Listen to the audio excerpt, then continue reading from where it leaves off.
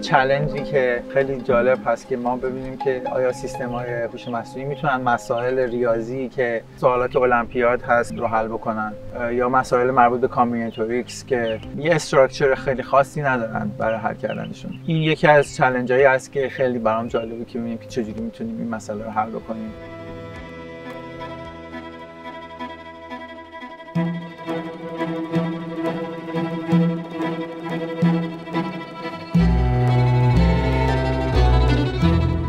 با سلام، سید وهاب میررکنی هستم. در سال 1358 در تهران متولد شدم. برای تحصیلات ابتدایی و همراه خانواده شهر دامغان بودیم.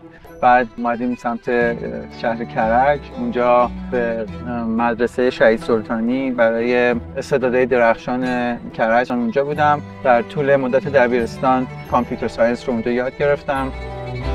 توی دانشگاه شریف در رشته کامپیوتر مشغول به تحصیل شدم برای دوره لیسانس. اونجا تصمیم گرفتم که بیشتر وارد مبحث الگوریتم دیزاین برای دوره دکترا بشم. برای دوره دکترا به شهر بوستون تو آمریکا رفتم برای دانشگاه MIT.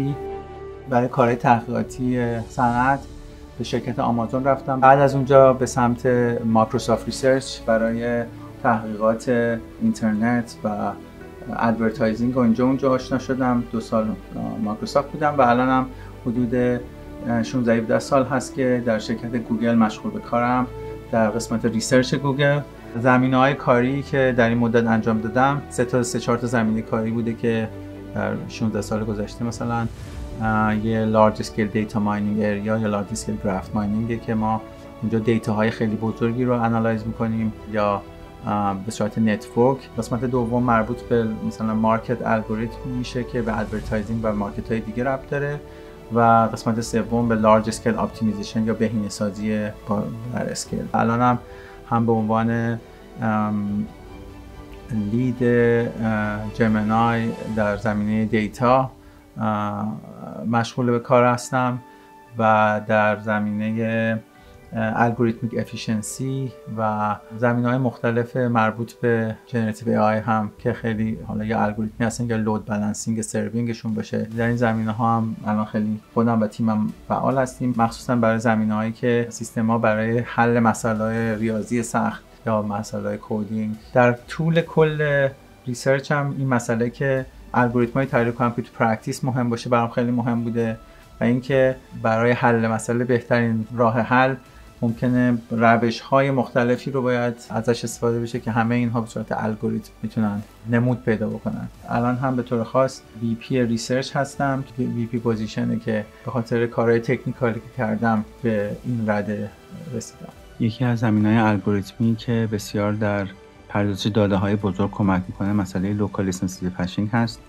که یکی از مقاله‌های قدیمی من مباحث اولیه این الگوریتم رو توضیح میده و در طول زمان با ایده های الگوریتمی دیگه این مبحث رو بهتر کردیم و در پیدا کردن گراف های بزرگ و برای مثلا ریکامندر سیستم ها و کارهای مربوط به یادگیری ماشین بسیار کمک میکنه.